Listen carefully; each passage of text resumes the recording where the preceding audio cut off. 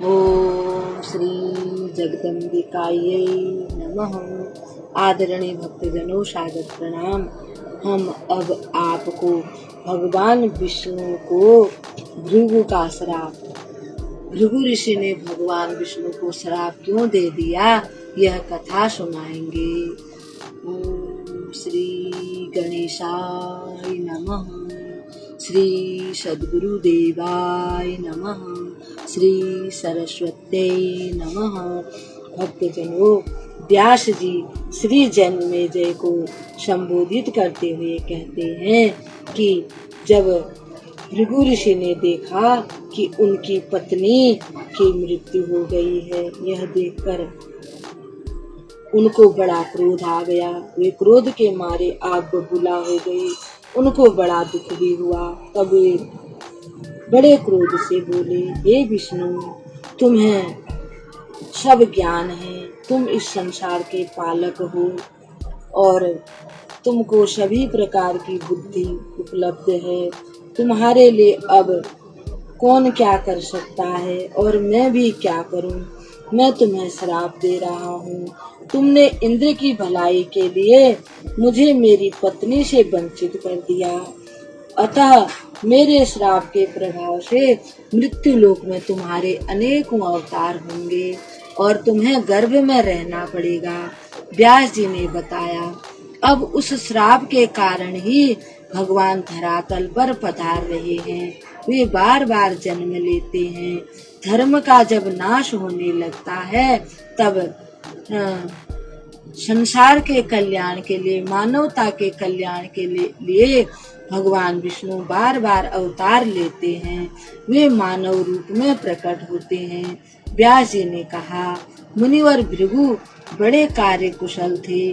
क्रोधवश भगवान विष्णु को श्राप देने के बाद उन्होंने अपनी पत्नी का सिर धड़ से जोड़कर कहा, यदि मैं तपस्वी हूँ, वेद का अध्ययन मैंने अच्छी प्रकार से किया है, अगर मैं सत्यभाषी हूँ और सदाचारी हूँ, तो अपने तपोबल से तुम्हें जीवित करता हूँ। यह कह करके उन्होंने अपनी पत्नी के ऊपर जल छिड़क दिया। जल छिड़कते ही उसके मृत शरीर में प्राणों का संचार होने लगा, यानी कि वे जीवित हो गई। व्यास जी कहते हैं, राजन, शुक्राचार्य मंत्र प्राप्ति हेतु कठिन तपस्या कर रहे थे। यह समाचार पाकर इंद्र व्याकुल हो गए। इंद्र देवताओं के गुरु बृहस्पति जी के पास गए और उन्हें प्रणाम करके बोले, हे गुरु जी, आप भी दानवों के पास जाइए और माया के प्रभाव में फंसा लीजिए। आप बुद्धि पूर्वक विचार करके हमारे कार्य साधन के लिए तत्पर हो जाइए, यानी कि हम जैसे स्वर्ग के राजा बने रहें, वही उपाय कीजिए। देव गुरु बृहस्पति स्वयं शुक्र यानी शुक्राचार्य का रूप धरकर दैत्यों के पास गए। वहां जाकर बड़ी श्रद्धा दिखाते हुए उन्होंने दानवों को बुलाया। सभी राक्षस सामने आए और देखा कि हमारे गुरु शुक्राचार्य जी आ गए हैं, यानी कि वे नकली शुक्राचार्य बन गए थे गुरु बृहस्पति जी। बृहस्पति को ही शुक्राचार्य जानकर वे बहुत आनंदित हुए। उन्हें यह ज्ञान न हो सका कि यह बृहस्पति जी की माया है, जो शुक्राचार्य के रूप में प्रकट हुई है। हे राजन, महात्मा बृहस्पति माया के शुक्राचार्य बन गए। सबसे पहले उन्होंने ऐसा प्रयत्न किया कि दैत्य उन्हें अपना गुरु ही समझें। मंत्र सिद्धि करके शुक्राचार्य के ने आकर देखा कि दानवों के निकट बृहस्पति जी विराजमान हैं। जब शुक्राचार्य जी की तपस्या पूरी हो गई, वे वरदान पा करके मंत्र सिद्धि करके आए तो उन्होंने देखा कि राक्षस तो भ्रमित हो गए हैं। गुरु बृहस्पति को शुक्राचार्य मान बैठे हैं और वे गुरु बृहस्पति जी को पहचान गए और दानों के निकट आकर के उन्होंने उनको बहुत समझाया कि ये तो बृहस्पति जी हैं। व्यास जी कहते हैं, शुक्राचार्य ने दैत्यों से कहा, मेरा वेश धारण करने वाले इन बृहस्पति के बुलाए में मत पड़ो। शुक्राचार्य मैं हूँ, ये तो बृहस्पति हैं। शुक्राचार्य जी की बात सुनकर राक्षसों ने उन पर और बृहस्पति जी पर अपनी दृष्टि डाली, यानी दोनों को ये बार बार देखने लगे। वे सोचने लगे कौन असली कौन नकली, क्योंकि दोनों एक समान ही लग रहे थे। बृहस्पति जी जो शुक्राचार्य के वेश में उपस्थित थे इस प्रकार बोले, बृहस्पति तुम्हें ठग रहे हैं, यानी कि ये नकली बृहस्पति ही तुम्हारे गुरु बन के आए हैं और ये तुम्हें ठग रहे हैं। तुम्हें ठगने के लिए ही इन्होंने मेरा वेश धारण कर लिया है। शुक्राचार्य के वेश में उपस्थित बृहस्पति जी की बात सुनकर उन राक्षसों के मन में पूर्ण विश्वास हो गया। उन्होंने निश्चय कर लिया कि बृहस्पति रूपी शुक्राचार्य ही हमारे गुरु हैं। जो वास्तविक शुक्राचार्य थे, उन्होंने राक्षसों को बहुत समझाया, परंतु राक्षसों ने उनकी एक भी बात नहीं मानी। वे गुरु बृहस्पति को ही काल के कारण अपना गुरु समझने लगे। राक्षस विवश हो गए। वे इस रहस्य को कुछ भी नहीं समझ सके, क्योंकि समय को कोई नहीं जान सकता।